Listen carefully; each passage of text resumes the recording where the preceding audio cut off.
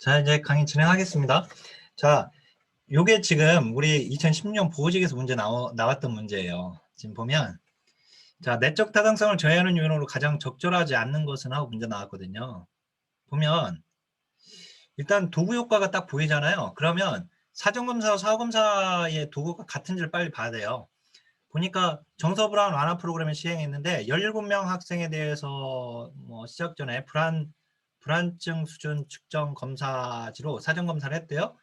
2주에 걸쳐 한 다음에 자 종료시 남은 10명 동일한 검사지라고 나와버렸잖아요. 여기서 그죠? 여기 동일한 검사지. 동일한 검사지니까 검사 요인이죠. 그죠? 도구 요인이 아니고 바로 나와버려요. 그냥. 그리고 만약에 보기 지문에 지금 이렇게 나와서 그렇지만 만약에 여기에 무슨 검사 요인이 이렇게 검사 요인이 나와 있으면 당연히 둘 중에 하나가 답이겠죠. 그렇게 되죠. 반대니까. 근데 어쨌든 그렇고 지금 17명에서 10명으로 줄어들었잖아요. 연구 대상 상실이죠. 그죠? 이렇게. 그 다음에 여기 이게 불안이라고 하는 것은 지금 학교 폭력 당하고 난 다음에 이게 2주 동안 지나는 과정 속에서 불안감은 줄어들게 되거든요. 프로그램하고 상관없이 시간이 지나면 좀 안정화되잖아요. 그러니까 이건 지금 성숙률까지 들어가 있는 겁니다. 여기 다 도구 효과가 지금 이 안에 없는 것을 볼 수가 있어요. 그 다음에 지금 우리 공부한 외적 타당도, 내적 타당도 관련해서 문제가 요게 보호직에서 조금 어렵게 나왔었어요. 이게 보면은 볼까요?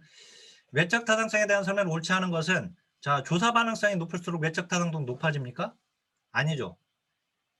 조사 반응성이 아까 발생된 것은 일반화하기 어렵다라고 그랬잖아요. 따라서 1번이 옳지 않은 겁니다. 따라서 지금 3번 보면 외적 타당성을 확보하기 위해서 플라시보 효과를 통제한다. 그 말은 지금 조사 반응성도 통제되어야 한다는 거거든요. 사실 그죠? 플라시보 효과가 조사 반응성 일종이라고 했잖아요. 그죠? 그래서 이제 이걸 볼 수가 있고 그 다음 이제 이거 하나만 더 풀고 또 진도 나가죠. 여기 보면 그 조사 설계에 대한 설명으로 옳은 것을 모두 고른 것은 이렇게 나왔는데 자 실험 설계는 외적 타당도가 높다. 자 만약에 여기 지금 유사 실험 설계 나왔는데 그냥 실험 설계로 나왔잖아요. 지금 우리 지금 문제 풀 건데 여기가 순수가 지금 빠진 건데 순수 실험 설계는 실험실에서 연구하는 거거든요. 실험실에서 연구하는 것은 외적 타당도가 높을 수가 없습니다. 아까 얘기했지만 외적 타당도가 높기 위해서는 생체적 대표성이 있어야 한다고 그랬거든요. 그죠? 생체적 대표성 아까 있었잖아요. 거기에 65페이지 아까 63페이지 제일 아래에 보면 생태적 대표성은 외적 타당도에 영향을 주거든요.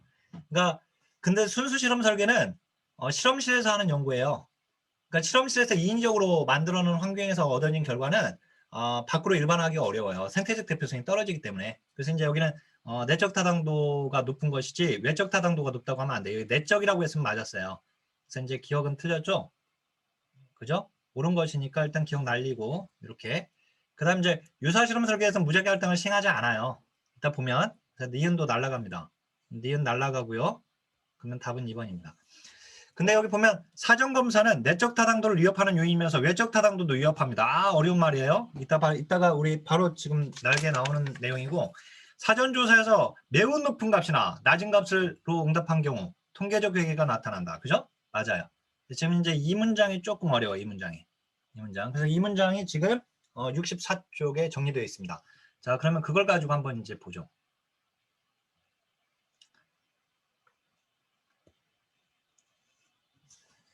자, 그러면 64쪽 한번 봐보게요. 64쪽 이제 진도 들어가 보면 실험 설계 4가지 기본 요소가 나와 있는데 일단 통제 집단이 있는가 여부입니다. 그 다음에 무작위 할당을 하느냐 여부입니다. 또 하나 세 번째가 독립 변수를 조작하느냐, 즉 실험 처치를 하느냐, 프로그램을 진행하느냐 여부입니다. 마지막으로 사전 사후 검사를 하느냐 여부입니다. 자, 근데 이 4가지를 모두 충족하는 것은 순수 실험 설계입니다. 근데 그 중에 무작위 할당을 하지 않는 거, 그거 보면 무작위 할당 X라고 되어 있죠? 무작위 할당이 없어요. 무작위 할당을 하지 않아요. 그 다음에 엄격한 통제 집단이 없다라는 뜻이에요. 통제 집단이 없다는 얘기가 아니라 통제 집단이 있는 경우도 없는 경우도 있는데 이제 유사 실험 설계에서는 근데 거기서 통제 집단이 있어도 엄격한 의미의 통제 집단의 역할을 하지 못한다는 거예요. 지금 제가 X라고 하는 것은 그게 바로 유사 실험 설계입니다. 사실은 엄격한 통제 집단 그걸 빼도 상관은 없어요. 무작위 할당을 하지 않은 게 이제 유사 실험 설계거든요. 지금 순수 실험 설계와 비교했을 때 그 두 가지만 알면 돼요. 우리는 이제 우리는 어디까지만 공부하면 되냐면 순수 실험 설계와 유사 실험 설계까지만 공부하면 공무원 시험의 문제는 끝납니다. 여기서 1급은 이제 전 실험 설계까지 들어가야지만 우리는 거기까지 안 들어가도 돼요. 자, 그러면 그 날개 쪽을 잠깐 봐보세요. 날개 쪽 보니까 사전검사가 이제 아까 2018년 서울시에서 나왔는데, 자, 이 사전검사가 사후검사에 영향을 미치게 되어서 종속변수의 변화를 초래하게 되는 경우에는 내적 타당도 저해 요인, 즉 검사 요인이 발생되죠. 아까 사전검사에서 그 다음에 사후검사에서 똑같은 설문지를 가지고 두 번 조사하게 되면 검사 요인이었습니다. 즉 그때 사전검사는 내적 타당도를 저해시켰습니다. 근데요, 동그라미 2번 봐보세요. 사전검사를 통해서 실험 집단이 이미 개입에 반응할 준비가 된 상태에서 프로그램에 임하게 되면 실험의 개입 효과, 즉 프로그램의 개입 효과가 증폭되어서 나타남으로 인해서 그 증폭되어서 나타난 그 결과를 밖으로 사전검사에 노출되지 않은 사람들도 이럴 것이다라고 말하기가 어렵게 되는 외적 타당도를 위협하게 됩니다. 따라서요, 이 사전검사는 내적 타당도와 외적 타당도를 모두 위협합니다. 야, 참 어려운 문제인데 그게 나왔어요, 우리 시험에. 예. 그래서 그거 이제 다시 한번 사전검사는 내적 타당도를 저해합니다. 그게 바로 검사 요인이 거기에 이제 거기에 해당되고, 사전검사가 외적 타당도를 저해도 한다라고 하는 거. 왜냐면은 어떤 프로그램 진행할 때 사전검사로 이 프로그램과 관련된 사전검사 검사지를 주면은요, 응답자들이 그 응답하다 보면 프로그램이 이런 식으로 운영하나 보네, 이와 관련돼서 이런 운영되나 보네 하고 미리 준비를 해버려요. 프로그램에서 이런 걸 의도하나 보다 이런 생각을 알아버리거든요. 이제 그 알고 프로그램에 개입해 진행 참여했으니까 그 부분에 관련된 지금 그 개입 효과가 증폭되게 되는 겁니다. 그래서 그렇게 증폭된 것을 일반화하기 어렵다. 자, 그러면 다시 한번 말씀드리지만 실험 설계 유형 중에서는 우리는 순수 실험 설계와 유사 실험 설계까지만 가면 끝이에요. 우리는. 자, 그러면 순수 실험 설계 봐보세요. 순수 실험 설계는 그냥 우리 아까 문제 봤지만 순수를 빼고 그냥 나오기도 합니다. 알았죠? 그냥 실험 설계로 나오기도 해요. 그러면 그건 순수 실험 설계예요. 이걸 진실험 설계라고도 하는데요. 얘는 실험실 연구예요. 실험실을 해서 하는 연구예요.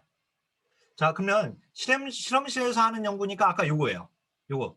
벽을 아예 이렇게 두껍게 쳐놓고 이렇게 아예 두껍게 쳐놓고 아무도 못 들어오게 아예 막아버린 거예요. 실험실 연구는. 실험을 한다는 것은 이렇게 막은 겁니다. 그러니까 X와 Y를 완전 진공 상태에다가 집어넣고 진짜 Y가 X의 영향을 받고 있는지를 보려고 하는 게 실험이에요. 결국은. 그러니까 실험실 연구는 내적 타당도가 높죠. 왜? 이 벽을 뚫을 수가 없으니까. 다른 변수가 영향을 미칠 수가 없잖아요. 여기서는. 아까 뭐라고 했어요? 내적 타당도는 Y의 변화가 순전히 X 때문에 그러냐. 다른 변수가 영향을 미치면 안 된다고 그랬잖아요. 근데 실험실 연구는 아예 가둬놓고 하는데 누가 영향을 미쳐? 못 미치지. 그러니까 실험실 연구는 내적 타당도가 높을 수밖에 없는 거예요. 알았죠? 그러면 이제 선생님들이 조심하실 거. 내적 타당도가 높다고 외적 타당도가 높을까요? 그렇지는 않죠. 왜? 아까 뭐라고 했냐면 이렇게 실험실 연구 같은 경우는 다 막아놓고 하니까 누가 영향을 미칠 수가 없으니까 내적 타당도는 높아요. 그렇지만 이렇게 인위적으로 만들어 놓은 환경에서 얻어진 결과는 밖으로 적용하기 어렵죠. 즉 생태적 대표성이 떨어지니까. 그러니까 내적 타당도가 높다고 외적 타당도도 높다 그러면 틀리는 거예요. 그죠? 내적 타당도가 높다고 외적 타당도 높은 건 아니에요. 별개의 문제예요. 이거는. 조심해야 되고. 자, 그 다음에 거기 봐보세요. 이제 결국은 순수 실험 설계는 실험실에서 하는 연구니까 인과관계를 확인할 때 가장 적합한 방법이에요. 독립변수와 종속변수의 관계 보기에 가장 좋은 방법이죠. 완전 막아놓고 하니까. 그 다음 이제 거기 자 순수 실험 설계 종류에 통제집단, 사전사후검사 설계, 통제집단 사후검사 설계, 솔로몬 내집단, 요인 설계 그 네 가지만 이런 종류가 있다는 것만 알면 됩니다. 굳이 들어갈 거면 이게 깊게 안 나왔어요, 우리가. 기출문제 풀어보면 아시겠지만. 그래서 선생님들이 이제 조심하실 게, 그래서 이제 우리가 기본 이론 강의 듣고, 그 다음에 또 지금 이것도 이 강의 듣고 나서 가장 먼저 해야 할 것은 기출문제를 봐야 돼요. 그래서 이제 그러면 어느 정도 깊이와 어느 정도 폭으로 나오고 있다는 게 딱 나와요. 그냥 견적이 나와. 아예 공부할 견적이. 그래서 기출문제를 보는 거예요. 그러지 않고 이론 공부하고 이론만 막 냅답하고 있으면 너무 깊게 들어가 버려요. 거기다 또 모의고사까지 봐버리면 정말 깊게 들어가요. 그러니까 그러면 안 되고 먼저 기출문제로 견적을 뽑아놓고 그 다음에 그 견적 뽑은 데에서 좀 더 깊게 들어가고 좀 더 넓히면 되거든요. 자, 어쨌든 볼게요. 거기 이제 통제입단 사전사후검사 설계는 자 거기 얘가 자 이게 이제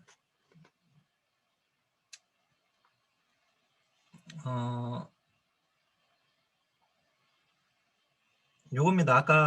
아까 설명했던 건데 이게 실험 집단이고요. 그 다음에 이게 통제 집단입니다. 근데 여기는 프로그램 진행했다고 했어요. 아까 그러니까 이게 무작위 할당했고요. 무작위 할당하면 집단이 똑같아진다는 전제가 깔립니다. 그래서 자, 아까 지금 조건에 여러분들 선생님 64쪽에 보니까 조건에 4가지 조건 있잖아요. 통제 집단이 있고 그다음에 무작위 할당하고 그다음 프로그램 진행하고 실험 처치. 세 번째가 실험 처치였거든요. 원인 변수 조작, 실험 처치는 프로그램 진행했다는 뜻이고 사전검사, 사후검사가 사전과 사후검사가 이 2가지 이게 4번째 조건이었습니다. 얘가 독립변수라고 하면 얘는 종속변수의 변화거든요. 사전, 사후검사는 종속변수의 변화를 지금 측정한 건데 자 여기는 프로그램 진행했어요. 여기는 안 했습니다. 지금 네, 이게 바로 통제집단 사전, 사후검사 설계입니다. 지금 제가 이렇게 그린 게 통제집단 사전, 사후검사 설계 이게. 근데 사전, 사후검사 설계 이제 자 간단하게만 알면 돼요. 여기서만 몇 가지만 그냥 알고 가면 되는데 봐보세요. 이제 여기서 중요한 건 얘가 사전검사에서 똑같은 설문지로 한번 측정하고요. 똑같은 걸 가지고 또 한번 측정해요. 여기서 사후검사에서. 그래서 통제집단 사전 사후검사 설계의 가장 단점은 뭐냐면 검사 요인이 발생된다는 거예요. 검사 요인. 얘는 검사 요인. 알았죠? 검사 요인이 발생되는 거예요. 이게. 자, 근데 통제집단 사후검사 설계를 봐보세요. 사전은 안 한 겁니다. 여기를 안 해버렸어요. 여기를. 이번에는 뭘 했냐면 사전은 안 하고 사후만 한 겁니다. 사전은 안 하고 여기만 한 거예요. 검사를 할 때. 사전은 안 했어요. 그러면 사후검사만 했는데 사전을 빼버렸는데 왜 뺐냐면은 검사 요인을 제거하기 위해서 이걸 안 한 거예요. 2번 측정하다 보니까 검사 요인 발생되니까 이건 아예 안 해버려요. 이걸. 안 해버리고 여기만 해. 여기만 했어요. 여기만. 알았죠? 여기만 측정했어요. 그러면 검사 요인 발생되지 않습니다. 안 해도 될까요? 안 해도 돼요. 왜? 논리상 무작위 할당을 했기 때문에 얘들은 같아요. 즉 우울증 점수를 여기 우울증 만약에 프로그램을 실시할 때 5명 어르신 5명 어르신이면 아까 여기 어르신들 우울증 점수를 조사해보면 사전검사해보면 80점인데 여기도 80점이야. 그 다음에 하고 나서 여기 40점 떨어졌고 여기 그대로 80점이야. 이게 통제집단 사전사후검사 설계라고 한다면 사후검사 설계는 사전을 안 해요. 그래서 이걸 안 해. 이걸 80 이런 걸 안 해. 여기 조사를 안 해. 그렇지만 그러니까 끝나고 나서 해보니까 40 여기 80이야. 이걸로 결정하는 거거든요. 통제집단 사후검사 설계는. 그러니까 사전 안 했으니까 검사율 발생되지 않았어요. 그죠? 사전 안 했으니까. 이걸 안 해버린 거 지금 여기를 안 해버린 거. 안 했으니까 검사율이 왜 발생되지 않지 이쪽은. 그죠? 이걸 안 해버렸는데. 그러니까 사후만 측정한 거거든요. 그러면 이게 가능한가? 왜 그러냐면 이 무작위 할당을 했기 때문에 얘 집단들은 같다라고 하는 전제가 깔려요. 이걸 안 해도. 무작위 할당을 했으니까. 그러니까 이게 40, 80이면 아마도 이게 80이었고 변화가 없었을 테니까 그럼 여기도 80이었다라고 하는 걸 추정하게 돼 나중에. 근데 이제 이게 무슨 문제냐? 거기 통계집단 사후검사 설계에서 단점 봐보세요. 거기 장점의 사전 측정 영향을 제거했다는 것은 검사 요인을 제거했다는 것입니다. 그 다음에 두 번째 단점에서 선택의 편의는 이렇게 되면 사전 검사를 하지 않았기 때문에 무작위 할당이 잘못돼가지고 여기가 애초에 40점이었고 여기가 애초에 80점이었다라고 의심할 수도 있어요. 이게 선택의 편이에요. 애초에 뽑을 때 얘들 집단이 달랐던 거 아니냐. 이렇게 말할 수 있죠. 사전검사 안 했으니까 확인 안 했잖아요, 지금. 아까는 명확하게 확인하고 80점, 80점 확인하고 갔는데 여기는 아예 조사를 안 했으니까 물론 무작위 할당해서 애들이 같다라고 하는 전제는 깔리지만 어떻든 사후만 했기 때문에 얘가 애초에 잘못 뽑아가지고 40이고 얘가 애초에 80 지어가지고 40, 40 나왔고 80, 80 나왔으면 이건 효과가 없는 거죠. 그죠? 그래서 이제 선택의 편의를 의심하게 됩니다. 자, 그 다음에 또 하나. 솔로몬 네 집단 설계는 그 위에 있는 그 두 가지를 결합한 건데요. 따라서 통제 집단 2개, 실험 집단 2개. 뭐 사후 측정만 하는 집단은 또 2개가 되게 되는데 뭐 무슨 말이냐면 요거죠. 보시면 여기 실험 집단 있고 통제 집단 있고요. 무작위 할당했고요. 그 다음에 사전 검사 했고요. 사후 검사 했습니다. 이게 통제 집단 사전 사후 검사 설계입니다. 그 다음에 이거 플러스 실험 집단 있고 통제 집단이 있습니다. 무작위 할당했습니다. 사전 검사하지 않고 사후 검사만 했습니다. 이게 통제 집단 사후 검사 설계입니다. 이걸 합한 것이 솔로몬 네 집단 설계입니다. 따라서 이 그림을 보게 되면 실험 집단 2개, 통제 집단 2개, 그 다음에 사후 측정만 한 집단은 2개입니다. 그죠? 사후 측정을 한 집단은 4개지만 사전 측정 2개, 그 다음에 사후 측정만 한 집단은 2개죠. 그래서 이제 그게 나왔고, 그 다음에 이제 얘가 내적 타당도가 가장 높은 방법입니다. 거기까지. 거기까지만 보면 돼요. 나머지는 밑에는 안 봐도 되고요. 그 다음에 이제 유사실험 설계로 가보세요. 유사실험 설계로 가보면 순수 실험 설계와 유사실험 설계의 차이점은 뭐냐? 실험이 생활 현장에서 이루어진다는 거예요. 뭐가? 유사실험 설계가. 아까 순수 실험 설계는 제가 실험실에서 이루어진다고 했죠? 실험실에서 하는 거예요. 그건. 근데 유사실험 설계는 생활 현장에서 이루어지는 거예요. 그리고 순수 실험 설계와 같이 엄격한 통제 집단이 있는 게 아니라 단순 비교 집단의 역할을 하게 됩니다. 통제 집단이.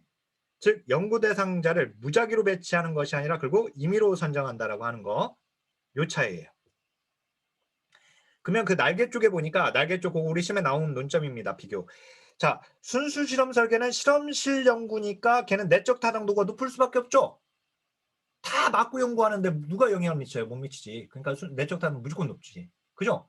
근데 유사 실험 설계는 외적 타당도가 높은 겁니다. 왜? 생활 현장에서 직접 자연 현장에서 그냥 한 거니까 생태적 대표성이 있잖아 일단. 그죠? 자연 현장에서 해가지고 얻어진 생활 현장에서 얻어진 결과니까 그냥 생활 현장에 그냥 아무데나 적용할 수 있어요. 이거는. 그래서 그런 거예요. 그 차이입니다. 그리고 이제 65쪽으로 와보세요. 유사 실험 설계의 종류가 나와 있는데 단순 시계열 설계와 복수 시계열 설계가 눈에 보이죠? 자, 거기서 이 종류는 알아야 돼. 우리 시험에 종류까지는 나왔어 이게. 예를 들어서 유사 실험 설계에는 시계열 설계와 비동일 통제 집단 설계 등이 있다. 맞죠? 이런 식으로는 나왔다. 이런 식으로는. 목차는 알아야 돼. 목차. 거기서. 자, 근데 거기 단순 시계열 설계와 복수 시계열 설계 있죠? 걔를 묶으세요. 이렇게 묶어가지고 거기다 시계열 설계라고 적으세요. 시계열 설계라고. 그러니까 만약에 시계열 설계 나오면 그냥 시계열 설계 나오면 이 안에는 단순 시계열 설계와 복수 시계열 설계를 둘 다 의미하는구나 이렇게 하면 돼요. 알았죠? 다음 중 시계열 설계에 대한 설명으로 옳지 않은 것은 만약에라도 그렇게는 나오지는 않겠지만 만약에 그렇게 나오면 이 문제는 지금 단순과 복수를 다 같이 물어보고 있구나 이렇게 알아야 돼요. 결국은. 근데 단순 시계열 설계 봐보세요. 자, 여기 전혀 어려운 부분이 아니어서 일단 한번 이해해놓고 놔버리면 그 다음에는 목차만 알면 문제가 무조건 풀려요. 이 부분은. 그래서 자, 거기 단순 시계열 설계는 통제 집단을 근데 아까 뭐라고 했어요? 이 통제 집단이라고 말은 하긴 하지만 사실 통제 집단의 역할을 못해. 얘가 엄격한 의미의 통제 집단은 못해요. 왜? 실험실 연구가 아니니까. 그래서 거기 통제 집단을 설정하기 곤란한 경우에 한 집단을 선택해서 독립변수의 조작이나 독립변수에 노출 전에 여러 번 관찰하고 또 그 다음에 독립변수 프로그램 진행한 다음에 독립변수는 프로그램이니까 프로그램 진행한 다음에 그 다음에 여러 번 또 관찰하는 것을 단순 시계열 설계라고 합니다. 이게 자 이게 무슨 말이냐면 이게 단순과 복수 시계열 설계는 자 간단하게 보면 이거예요. 자 공장에 장애인 10명을 취업시켰습니다. 지금 장애인복지관에서 그리고 나서 자, 이 실험 집단, 이 단순 시계열 설계부터 얘기하겠습니다. 자, 실험 집단에 여기 실험 집단인데 실험 집단에 이 장애인 아저씨 지금 10명을 여기 공장에다 취직시켜 놨는데 이 아저씨들 중에서 5명만 실험 집단이라고 연구자가 정해요. 정해놓고 지금 뭘 할 거냐면 직장 적응 프로그램을 실시할 건데 이 프로그램에 이 아저씨들의 장애인 아저씨들의 직장 적응 정도에 영향을 주는지 보려고 하는 겁니다. 지금 자 그러면 요거 하려고 하는데 자 이게 독립변수 이게 종속변수죠. 자 근데 이 5명에 대해서 취직시켜 놓은 다음에 첫 번째 주에 직장 적응 측정해봐요. 그 다음 두 번째 주에 측정하고 세 번째 주에 측정해봐요. 그리고 난 다음에 이 5명에 대해서 장애인복지관으로 데리고 와서 직장 적응 프로그램을 실시해요. 프로그램 실시니까 X죠. X가 독립변수니까 프로그램을 실시해요. 그 다음에 4주차, 5주차, 6주차 이 아저씨들의 이 장애인들의 직장 적응도가 어떻게 되는지 측정하는 거예요. 이게 단순 시계열설계. 이게 끝이에요. 그러니까 단순 시계열 설계는 통제 집단이 없어요. 그죠? 통제 집단이 없어요. 그냥 실험 집단만 있어요. 자, 그러면 여기 이제 복수 시계열 설계는 뭐냐면 지금 5명 남았잖아요. 무작위 할당하지 않았습니다. 지금 이 나머지 5명 있잖아요. 5명. 5명을 여기다 집어넣어요. 그래 놓고 지금 이제 연구자가 그렇게 생각하고 있는 겁니다. 지금 이제 이게 통제 집단이에요. 그래 놓고 나서 이 5명 여기 측정할 때 여기 측정해요. 여기 측정할 때 여기 똑같이 또 측정해요. 그 다음에 여기 측정할 때 여기 똑같이 측정해요. 그리고 이 사람들은 복지관에서 프로그램 진행하지 않아요. 그리고 나서 여기 측정할 때 여기 측정해요. 여기 측정할 때 여기 측정, 여기 측정할 때 여기 측정해요. 이게 복수식 열설계. 여기까지가 복수식 열설계. 지금 아까 얘기했던 여기까지만 한 게 단순식 열설계예요. 알았죠? 그러니까 복수식 열설계는 단순식 열설계에다가 통지 집단만 추가한 거예요. 그리고 다시 한번 얘기하지만 이 10명 중에서 5명 배치했잖아요. 근데 이거 무작위로 한 거 아니에요.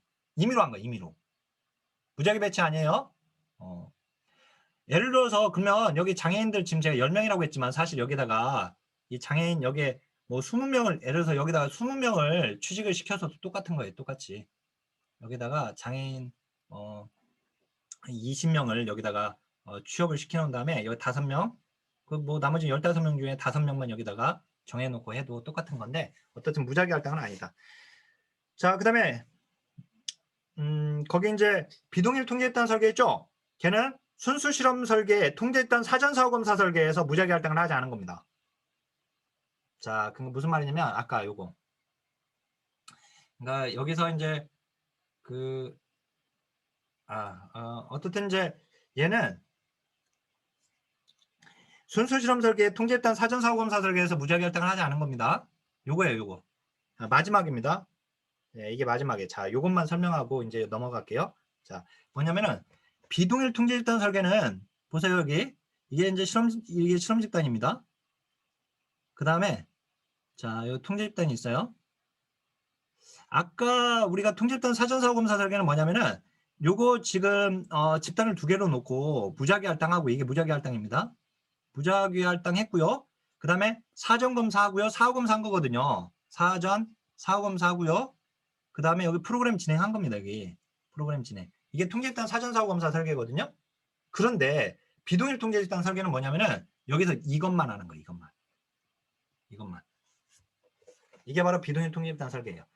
거기서 말하는 비동일이라고 되어 있잖아요. 왜 비동일이냐면 무작위 할당을 하지 않았기 때문에 얘들이 같지 않다는 뜻이에요. 비동일이. 그러니까 거기서 용어 자체가 보니까 비동일 통제집단 설계라고 되어 있잖아요.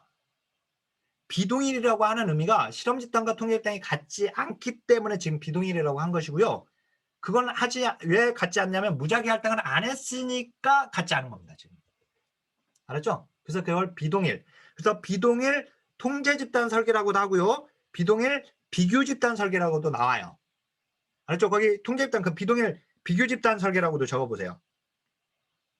비동일 통제 집단 설계에다가 비동일 비교 집단 설계라고도 적어놓으세요. 선생님들이 헷갈리니까. 만약에 시험에 비동일 비교 집단 설계로 나오면 이건 또 뭐냐 그러면 안 돼요. 똑같은 거예요. 다만 여기서는 통제 집단의 역할을 명확하게 못합니다. 얘가. 그래서 거기 예를 봐보세요. 40명의 아동이 신청한 언어 치료 프로그램에 장애인 복지관에 40명의 아동이 언어 치료 프로그램을 실시했다고 봐보세요. 그러면 먼저 신청한 20명은 실험 집단에, 그 다음에 대기자 20명은 통제 집단에 뒀다라고 나와 있어요. 그죠? 시행하지 않고 대기 집단. 그리고 두 집단을 사전 사후했다고 되어 있어요. 그러니까 뽑을 때 통제 집단, 실험 집단을 무작위 할당으로 하지 않고 먼저 신청한 20명은 프로그램 진행하고 그 다음에 20명 대기 집단 그 사람들은 그냥 통제 집단으로 놓은 다음에 프로그램 시작 전에 둘 다 측정하고 끝나고 나서 둘 다 측정한 겁니다. 그죠? 네. 이렇게 되면 지금 아까 뭐냐면 이게 선생님 그러니까 이렇게 생각하세요. 좀 하나 중요한 게 뭐냐면은 유사 실험 설계는 개입의 확산이 무조건 나타납니다.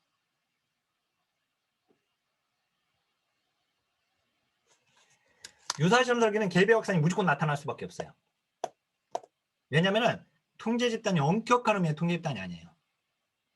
장애인복지관의 언어치료 프로그램에 신청하는 아이들은 그 부모들이 그 프로그램, 그 장애인복지관에서 이루어지는 그 프로그램에 대해서 모르고 신청했겠나요? 모르고 신청하지는 않잖아요. 그죠? 알고 신청하지. 여기 대기 집단 20명 애들이 이거 모르고 신청하지는 않아요. 알고 신청하지. 어떤 프로그램이 진행될 거라고 알고. 그러니까 이제 엄격한 의미의 통제 집단 역할을 못하기 때문에 개입의 확산을 통제하기가 어렵다까지 끝. 그럼 나머지는 사실 중요하지 않습니다. 넘길게요. 네, 어려운 부분 지금 끝났고 다시 한번 얘기하지만 이거 실험 설계는 순수와 유사 실험 설계까지만 공부하면 됩니다. 그 다음에 66페이지인데요. 자, 단일 사례 연구, 질적 연구 다 2순위라고 해놨는데 어차피 우리 이제 조사론 자체가 그 20문제에서 한 문제가 나오기 때문에 많이 나오면 두 문제지만 보통은 한 문제예요. 근데 한 문제는 무조건 나와요. 안 나오지는 않아. 조사로는 무조건 한 문제 나와요. 그래서 선생님들 아마 문제 풀 때 이번엔 조사는 좀 쉽게 나왔으면 좋겠다 하고 문제 풀어요. 보통 20문제에서. 나머지들은 좀 이렇게 되는 조사로는 좀 많이 더 어려워하다 보니까 조사로는 이번에 좀 내가 아는 게 나왔으면 좋겠다 하고 들어가거든요. 근데 이제 어차피 한 문제는 나오니까 자 근데 거기 단일 사례 연구 와보세요. 이번에는 단일 사례 연구 하나의 사례를 대상으로 개입된 실험 자극이나 서비스라고 되어 있죠. 하나의 사례. 근데 그 하나의 사례가 뭐냐? 분석 단위를 얘기하는 건데 1개인, 1가족, 1지역사회, 1조직 다 됩니다. 자, 그러니까 단일 사례 연구는 개인, 가족, 집단, 지역사회, 조직을 연구 대상으로 한다. 그럼 맞아요. 맞겠죠? 다만 1개인이어야 돼요. 1가족이어야지 돼요. 1집단, 1조직, 1지역사회면 다 가능해요. 표집 단위가 하나면. 자, 그 다음에 단일 사례 구조를 봐보세요.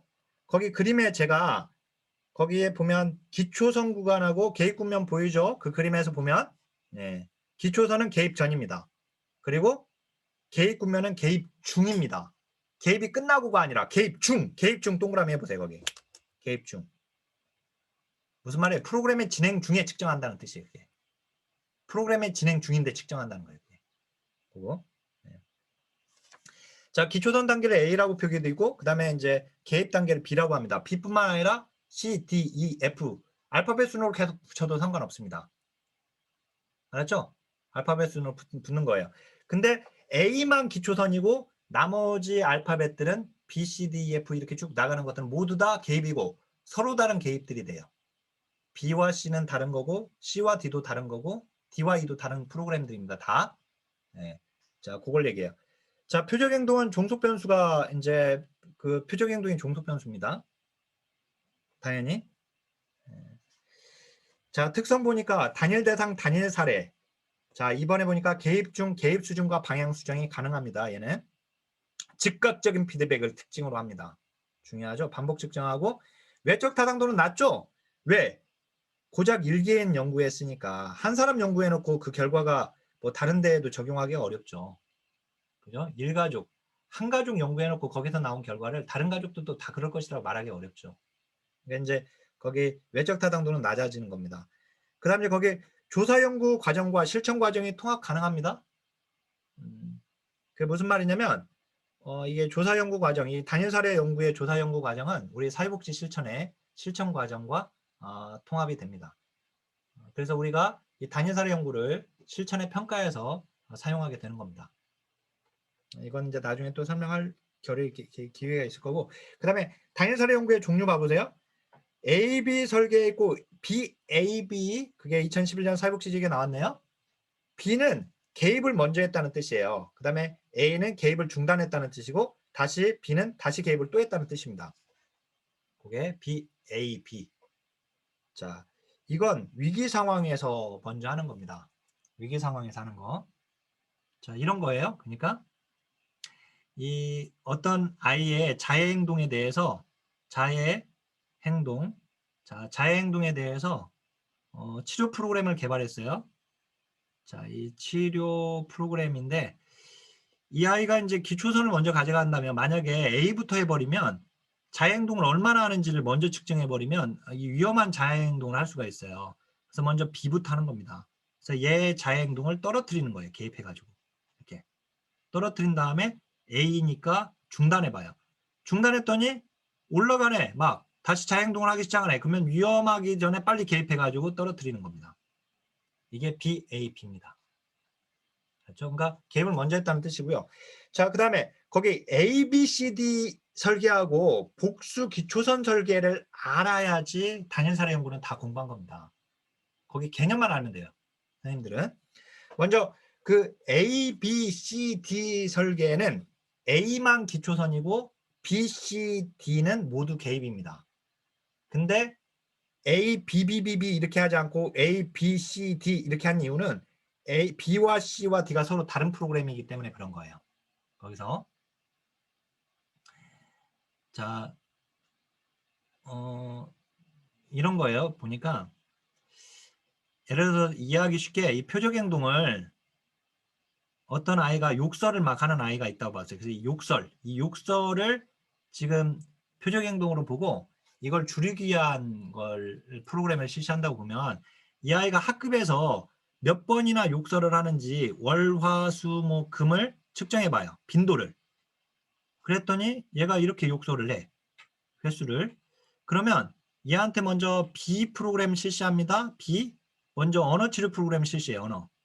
언어 치료 프로그램 실시했더니 욕설에 변화가 없어. 그래서 또 다른 C, 애절 교육 프로그램 또 실시했어요. 그랬더니 변화가 없어. 얘가 또 욕설을 계속해. 그래서 D, 가족 상담, 너 부모님 데리고 가족 상담 실시했더니 그대로 뚝 떨어졌어요. 이게 바로 A, B, C, D 설계예요. 그렇죠. 이게 ABC 설계. 그러니까 ABCD 설계는 뭐예요? 거기 나오듯이 서로 다른 개입 방법을 연이어서 사용한 거예요. 이걸 다중요소 설계라고도 하는데 선생님들 이제 조심하실 게 이건 다중요소 설계 중에 하나일 뿐입니다. 그 날개쪽 봐보세요. 다중요소 설계 보이죠? 다중요소 설계 개념 봐보세요. 다중요소 설계는 뭐냐면은 A, B, C, D에만 국한하지 않고 A, B, C, A, B, C, D, E, A, B, A, C, A, B, A, 뭐 C, A, D 뭐 이런 식으로, 그러니까 이것들이 다 다중요소 설계예요. 그러니까 A, B, C, D 설계는 다중요소 설계 중에 하나죠. 그죠? 물론 A, B, C, D 설계를 다중요소 설계라고 합니다. 그러니까 다중요소 설계 중에 하나니까. 근데 다중요소 설계는 A, B, C, D 설계만 있는 것은 아니에요. 그렇죠? 그거 좀 조심하시고. 그 다음에 이제 거기 복수 기초선 설계 있죠? A, B 설계와 동일한 과정을 여러 대상, 여러 표적 문제, 여러 세팅에, 여러 상황을 얘기합니다. 세팅은 여러 상황에 적용하는 걸 얘기합니다. A, B 설계를 여러 대상, 여러 표적 문제, 여러 세팅에 적용하는 거. 기초선 단계는 동일하게 시작하고 개입을 도입하는 시기는 달리하는데 이거 참 어려운 문장이죠. 이거 어려운 문장이긴 한데, 자, 조사로는 제가 이렇게 여기서 이제 조사는 얼마 안 남지 않았어요. 테마 23번 테마까지 가면 끝이니까 22, 23. 자, 여기는 당일사례 연구는 우리한테 조금 깊게 나올 수 있을 수도 있는 부분인데, 만약에 깊게 나오면 그 4번 그 ABCD 설계하고 복수기초선 설계 이게 중요하거든요. 그 부분. 자, 어떤 거냐면 예를 들어서 복수기초선 설계 또는 그걸 다중기초선 설계라고 하는데 선생님들 이거 조심해야 돼요. 그러니까 보세요. 다중요소 설계하고 그 다음에 얘 용어 조심하세요. 자, 여기 지금 다중 기초선 설계하고는 다른 겁니다. 지금 다중 요소 설계가 나오면 선생님들은 A, B, C, D 설계를 떠올려야 하는 것이고 그 다음에 다중 기초선 설계, 복수 기초선 설계가 나오면 이거는 A, B 설계를 여러 사람, 여러 문제, 여러 표적 문제, 여러 상황에 적용한 걸 떠올려야 돼요. 자, 그러면 제가 복수기초, 그 다중기초선 설계 했죠? 다중기초선 설계, 동그라미 4번에 다중기초선 설계 하나만 설명을 할게요. 하나만 그냥 알면 되니까. 뭐냐면, 제가 그거 먼저 사람이 나왔으니까 사람을 가지고만 설명하겠습니다. 뭐냐면은, 이 갑, 을, 병 어르신이 양로원에 계시는 어르신들인데, 이 어르신이 화를 많이 내요. 화를. 분노 조절을 못하고, 화를. 자, 그래서 이 갑을병 어르신에 대해서 지금 분노 조절 프로그램을 실시할 겁니다. 알았죠? 이 갑을병 어르신한테서 이 어르신들의 이제 분노 표출을 몇 번이나 하는지 먼저 측정을 해요. 먼저 이 갑 어르신에 대해서 먼저 측정을 해봐요. 자, 이렇게 갑 어르신 측정해봤더니 분노 표출 많이 해요. 화를 많이 내. 화를 많이 내는데 이제 분노 조절 프로그램을 실시했더니 화가 뚝 떨어졌어. 화를 많이 안 내요. 프로그램 실시했더니 자, 그러면 을 어르신은 어떻게 하냐면 을 어르신은 동일하게 갑 어르신 여기 기초선 측정할 때 똑같이 측정해요. 시작은 똑같이 하되 갑 어르신은 개입을 했지만 이 어르신은 개입하지 않아요. 개입하지 않고 있다가 뒤늦게 개입해요. 뒤늦게 개입했더니 또 떨어져서 분노 표출을 안 해. 그러면 병 어르신은 또 어떻게 하냐면 병 어르신은 갑과 을 어르신의 프로그램이 끝나고 나서까지 개입 기초선 가져갔다가 뒤늦게 개입해요. 즉 여기가 A, B, A, B, A, B 이게 복수 기초선 설계예요. 개입 시기를 달리하는 거예요. 여러 대상에게 A, B로만. 자, 그러면 왜 개입 시기를 달리할까? 왜 개입 시기를 달리하냐면 그 이유만 알면 돼요. 자, 이건 사실 이것도 깊은 내용이긴 한데, 자, 이것만 이제 다 끝나갑니다. 자, 뭐냐면은 왜 이걸 달리하냐면, 갑 어르신이 분노 표출을 화를 막 내는데, 분노 조절 프로그램을 실시했더니 떨어졌잖아요. 화를 안 내. 그죠? 을 어르신도 화를 안 냈어. 개입하고 나니까 다 화를 안 냈잖아요. 그러니까 분노 조절 프로그램이 이 분노를 떨어뜨리는데 효과가 있는 걸로 보여지잖아요. 그런데 보세요. 개입 시기를 달리한 이유는 여기서 개입을 했어요. 그랬더니 갑어르신이 여기서 떨어진 이유는 분노 조절 프로그램 때문에 떨어진 게 아니라 양로원에 예쁜 간호사가 들어와가지고 그 간호사한테 잘 보이려고 떨어질 수도 있어요. 즉 우연한 사건으로 떨어질 수가 있어요. 이게 예쁜 간호사 또는 예쁜 할머니가 와가지고 그러면 만약에 이게 우연한 사건이라면 자, 을 어르신도 하다 보니까 개입하고 나서 떨어졌잖아요.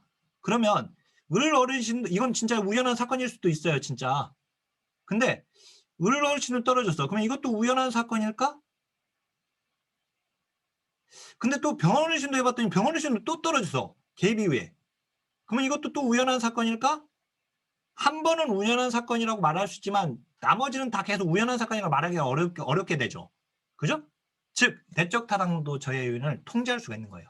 우연한 사건이 아님을 밝힐 수 있는 거예요. 그러니까. 알았죠? 그래서 이렇게 개입 시기를 달리하는 겁니다.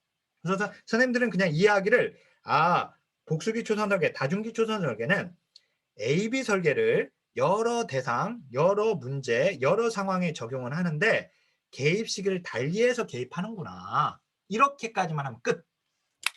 알았죠? 거기까지만 하면 돼. 거기까지. 자, 그러면 이제 제일 아래 봐보세요. 개입의 평가. 개입의 평가는 개입의 평가는 보니까 어떻게 알 수 있냐면은 변화의 파동. 이게 그래프가 그려지는 것이다 보니까 이 그래프의 그 파동, 그 다음에 변화의 경향, 낮아지고 있는지, 높아지고 있는지, 그 다음에 변화 수준, 변화의 폭입니다. 근데 거기 그러니까 변화 수준이 변화의 폭이죠. 근데 그 아래 보니까 갭의 유일성 분석은 시각적 분석, 이 그래프니까 눈으로 보여져요. 알았죠? 눈으로 보는 거예요, 눈으로. 그 다음에 이제 통계적 분석은 실제 빈도를 평균을 내보는 거예요. 경향성 접근, 평균 비교와 경향성 접근은 아니고, 그 다음에 임상적 분석은 실제 이 대상자가 임상적인 어떤 변화가 있는지를 보는 거예요, 그거는. 근데 왼쪽 봐보세요, 날개. 우리 시험에 통계학적 분석이 시험에 나왔습니다. 경향성 접근이 우리 시험에 나와버렸죠? 물론 이제 보직 시험에서 나왔지만, 자, 평균 비교는 뭐 어렵지 않아요. 아까 요거예요, 평균 비교. 아까 예를 들어서 욕설하는 아이가 있었는데 얘가 월화수목금 평균 해봤더니 얘가 하루에 15번씩은 예를 들어서 욕을 한다고 봐보세요, 욕설을. 그리고 이제 개입 이후에 뚝뚝뚝 떨어졌는데 그 개입의 이후에 이제 평균을 구해보니까 뭐 예를 들어서 평균 7번이다. 그러면 15번에서 7번으로 줄어들었으니까 개입 효과가 있죠. 이게 평균을 비교한 게 기초선과 개입 국면의 그 평균. 근데 이제 거기 봐보세요. 경향성 접근인데 기초선이 불안정하게 형성되어서 일종의 경사를 보이고 있을 때 기초선의 변화의 폭과 기울기까지 동시에 고려하는 방법이 경향성 접근입니다. 자, 다시 한번 경향성 접근은 뭐예요? 기초선이 불안정하게 형성될 때, 그 불안정, 동그라미. 우리 시험에 그게 안정적일 때 트리금 나왔죠? 자, 그거. 그러니까 이제 요겁니다. 만약에 욕설하는 아이를 측정해 봤더니 얘가 욕설을 이렇게 해. 이렇게 지금 이렇게 월화수목금 이게 떨어지고 있어요, 이게. 그러면 이게 이제 지금 기초선을 측정해 봤더니 얘가 지금 떨어지고 있잖아요, 욕설이. 지금 감소되고 있어요. 그러면 개입하고 나서 이 아이의 변화가 만약에 만약에 이게 감소됐다 하더라도 진짜 얘가 지금 감소되고 있는 상황이어서 감소된 것인지 개입의 효과 때문에 감소된 것인지 몰라요. 그러니까 이때는 어떻게 하냐면은 기울기를 구해요. 경향성 접근. 얘들의 여기 그래프의 기울기를 구해가지고 이 기울기와 개입 이후에 얘의 기울기를 봐요. 이게 일치하지 않으면 개입 효과가 있는 거예요. 만약에 여기서의 기울기 구한 것과 여기서의 기울기 구한 것이 일치해버리면 개입 효과는 없는 거죠. 그러겠죠? 그겁니다. 그게 경향성 요관. 자, 거기까지 다 끝냈고요. 자, 그러면 67쪽으로 와보세요. 자, 이제 조사는 다 끝나갑니다. 거기 질적 연구는 질적 연구의 특징이 중요합니다. 자, 질적 연구는 균합적 해석적 조사 방법입니다. 양적 연구를 실증주의라고 한다면 이게 질적 연구는 이제 해석주의인데요. 그 아래 이제 특징 보면 특징 봐보세요. 질적 연구는 주관을 중시 여깁니다. 주관이 배제된 객관적 실제 파악은 불가능하다. 그죠? 연구자의 주관적 인지나 느낌. 이건 모두 정당한 자를 보는데, 그 다음에 기술적 탐색적입니다. 자, 우리 사회조사 방법의 형태와 절차 우리 공부할 때 테마 15번에서 우리 공부할 때 조사의 유형은 조사 연구 목적에 따라서 탐색적 조사, 기술적 조사, 설명적 조사가 있다고 했어요. 근데 질적 연구는 탐색과 기술까지 갑니다. 알았죠? 보통. 그다음 우리 양적 연구에서 이제 설명적 조사까지 가요. 그래서 얘는 탐색과 기술 중시역입니다. 그다음 총체적 관점입니다. 관련 있는 모든 변수를 다 포함해요. 양적 연구와는 다르게. 우리 양적 연구는 간결성을 추구하거든요. 최소한의 변수로 최대한의 설명력을 가져가려고 하는 것인데 얘는 이제 모든 관련 있는 변수를 모두 추가시키고 다음 이제 보세요. 자연적입니다. 있는 그대로의 상태에서 이해하고 묘사합니다. 그 다음에 그래서 얘를 자연주의 연구라고 해요. 얘를 자연주의 연구. 알았죠? 자연주의적 연구라고 해요. 얘를. 자연주의적 연구. 질적 연구를 자연주의적 연구라고도 한다. 그렇게 알고 있어야 돼요. 자연주의적 연구. 그리고 균합법입니다. 연역법이 아니라. 그러니까 자료에 기반해서 이론으로 가는 겁니다. 균합법은 관찰해서 유형을 발전시키고 이론으로 가는 거예요. 얘는 자료에 기반해서 이론으로 간다. 자, 연구 도구로서의 연구자. 질적 연구는 연구자가 연구 도구입니다. 그럼 양적 연구는? 양적 연구는 설문지가 연구 도구입니다. 객관화된 측정 도구가. 근데 질적 연구는 연구자 자신이 연구 도구예요. 연구자와 연구 대상을 바꾸면 안 됩니다. 자, 그다음에 연구 절차가 여기는 유연합니다. 그다음에 이제 과정에 초점이 있고요. 작은 규모입니다. 작은 규모, 많은 사람을 대상으로 하지 않고. 참고로 질적 연구는 소수를 깊게 연구하는 것이고요. 양적 연구는 많은 사람들을 연구하겠다는 게 많은 데이터를 연구하겠다는 거예요. 얘는 이제 소수를 가지고 그 속성을 연구하는 것이고. 자, 그다음에 면접과 관찰을 주로 사용합니다. 자, 거기 질적 연구의 종류가 나와 있는데 우리 시험에 근거 이론에 대한 설명. 자, 근거 이론은 그러니까 이렇게 나왔어요. 이게 한 줄로 나왔어요. 우리 시험에서는 뭐 이게 근거 이론은 자료에 기반해서 이론을 산출한다. 맞죠? 왜? 근거 이론은 질적 연구니까. 그러니까 무슨 말이냐면 선생님이 이렇게 하면 돼요. 아, 근거 이론이나 현상학이 나오면 아, 질적 연구 말하는 거구나. 이렇게 하면 돼요. 그러니까 근거 이론은 그러면 그 말은 질적 연구는 입니다. 동일하게 보면 돼요.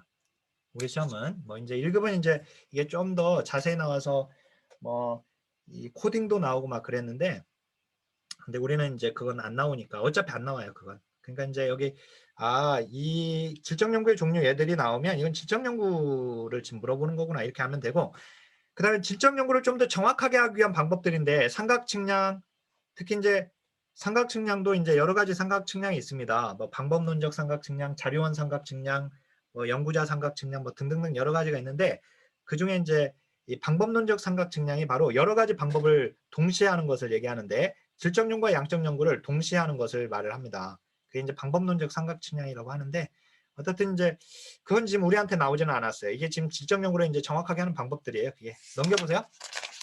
자, 68페이지 가보세요. 68페이지. 68페이지 보니까 질적 연구와 양적 연구 비교가 나와 있는데요.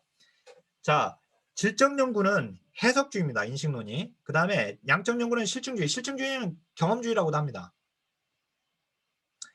자, 거기 인식론의 그 뭐 해석주의, 그러니까 해석주의가 나오잖아요. 그러면 그건 질적 연구예요. 실증주의가 나오면 양적 연구라고 생각하면 돼요. 아예. 알았죠? 아예 그렇게 생각하면 돼요. 그러니까 해석주의와 실증주의를 비교하는 문제가 1급에서 나오는데 근데 그 말은 결국 질적 연구와 양적 연구를 비교하는 문제예요. 똑같은 문제예요. 사실. 그래서 이제 그게 같다라고 생각하면 되고 거기 이제 인식론 연구책에 쭉 나오는데 어디를 보냐면 쭉 내려와 보면 거기 제일 아래 보니까 이론 보이세요? 이론 그 가설 보이고 가설 연구에 앞서 가설을 설정하지 않는다. 질적 연구. 왜냐면은 균합법이기 때문에 그렇죠. 균합법과 연역법에서 균합법. 자, 사실은 자 선생님들은 그 균합법과 연역법을 사실은 몰라도 상관은 없습니다. 다만 근데 모르지는 않죠. 우리가 이제 알고는 있는데 근데 이제 그 이렇게 하는데 그 67페이지 잠깐 봐보시겠어요? 그냥 간단히 보겠습니다. 왜냐면은 이따가 우리 행정론 들어가게 되면 MBO가 우리 시험에 문장으로 나왔는데요. 그때 균합적 목적을 설정한다. 균합적으로 목적을 설정한다. 뭐 이렇게 나오는데 이 균합적이라고 하는 말은 그 연역법 보니까 이론에 의해서 가설을 세우고 이를 경험적으로 검증한다고 해가지고 그러면 연역법은 이렇게 되어 있어요. 연역법은 어떻게 하는 거? 자, 연역법은 이론으로부터 가설을 설정을 해요. 그리고 가설에 들어가 있는 개념을 조작화합니다. 그죠? 그리고 조작화되어 있는 것을 가지고 설문지를 만들어서 측정합니다. 그래서 이렇게 가는 거예요. 그럼 측정을 거기 관찰이라고 했는데 관찰. 그러니까 얘는 이론으로부터 시작합니다. 근데 가설이 먼저 나왔죠. 그래서 이걸 사전 가설 설정이라고 합니다. 연역법은. 반면에 균합법은 어떻게 하는 거냐면 주제를 먼저 선정합니다. 주제를 선정하고요. 그리고 나서 수없이 관찰합니다. 즉 자료를 관찰하는 거죠. 이 자료를 수없이 관찰해요. 그리고 관찰하다가 유형을 발전시킵니다. 자, 근데 패턴을 발견하는 거죠. 유형은 패턴이니까. 패턴. 이 사람은 술만 마시면 주사하네? 이게 나오죠. 한 사람을 그 사람하고 계속 만나다 보면 얘는 만나다 계속 만나다 보면은 얘 패턴이 발견이 돼요. 근데 이 유형 발전 이게 가설이에요. 그래서 사후 가설이 설정된 거예요. 여기서는. 그리고 나서 결론으로 가게 됩니다. 그러니까 이제 이론으로 가게 되는 거죠. 그러니까 뒤늦게 이론으로. 네. 그러니까 자, 이 연역법이 바로 이게 양적 연구고요. 얘가 이제 질적 연구입니다. 이렇게. 그러니까 아까 지금 다시 뒤로 넘겨보세요. 68쪽에 보면은 그 가설에 보니까 질적 연구는 사후 가설 설정을 하게 되는 겁니다. 균합법이니까. 그리고 이제 그 분석의 정성적 차원, 데이터의 성격에 있어서. 그다음 이제 이론에 보니까 자료에 기반해서 이론으로 간다. 즉 관찰로부터 이론으로 가겠다는 뜻이에요. 그게. 그다음 표집 보세요. 표집에 보니까 비확률 표집 방법을 선호한다. 근데 확률 표집도 사용될 수는 있다. 마지막 신뢰도 타당도입니다. 자, 질적 연구는 소수를 깊게 파고 들어가니까 타당도 정확하게 들어가는 거예요. 반면에 그러니까 양적 연구와 질적 연구를 비교하게 되면 질적 연구가 타당도가 더 높은 거예요. 양적 연구보다. 아셨죠? 자, 다만 양적 연구와 질적 연구에서의 이 신뢰도의 개념은 좀 달라요. 다르기는 하지만 불구하고 질적 연구가 타당도가 높고 양적 연구와 신뢰도가 높습니다. 그래서 제가 왼쪽 날개에 이게 본래 공무원 시험 이게 1급 시험 논점인데 공무원 시험에 나와버렸죠. 보니까 질적 연구에서 신뢰도, 양적 연구보다 타당도가 더 높다. 반면에 질적 연구는 신뢰도 확보에 어려움이 있다. 그죠? 동일한 조건 하에 다른 연구들이 동일한 결과를 도출할 수 있는가에 대한 양적 연구의 신뢰도와 다르게 질적 연구에서의 신뢰도는 연구자가 기록하는 내용과 실제로 일어나는 상황 간의 일치 정도를 말합니다. 따라서 양적 연구와 질적 연구의 신뢰도는 서로 내용적으로는 좀 달라요. 알았죠? 좀 다르다. 근데 이와 같은 맥락의 문장이 우리 시험에 나와버렸어요. 이게. 그래서 이제 데이터 한번 제가 찾아보겠습니다. 그 다음에 69쪽으로 와볼게요. 마지막입니다. 조사론 마지막. 욕구조사, 평가조사. 네. 요건데요. 잠깐만요. 이게 지금 우리 이게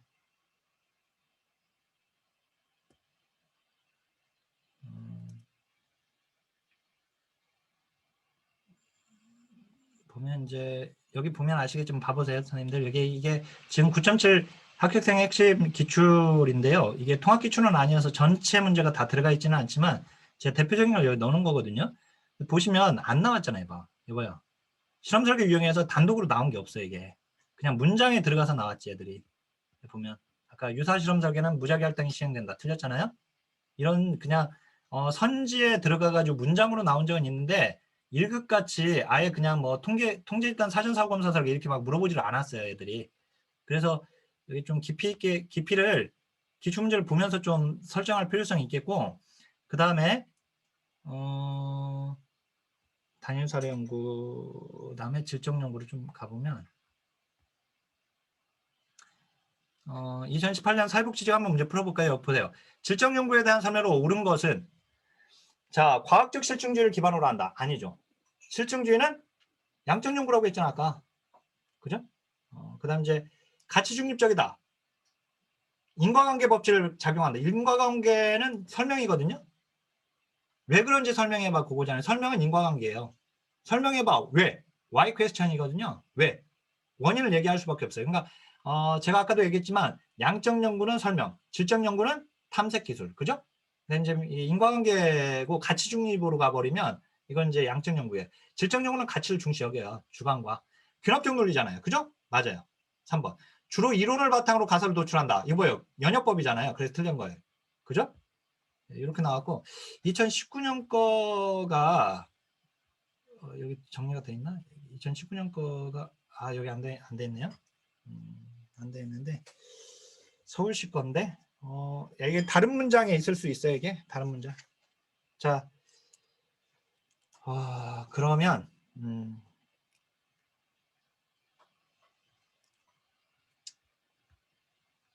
이제 요 마지막 욕구 평가 조사네요.